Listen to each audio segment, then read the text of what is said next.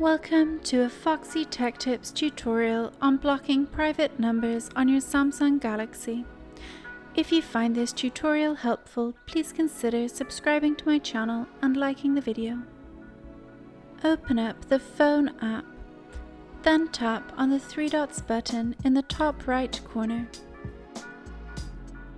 Tap Settings from the menu that appears.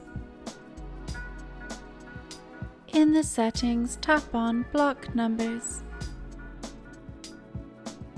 Switch the toggle on to the right of Block Unknown/Private Numbers.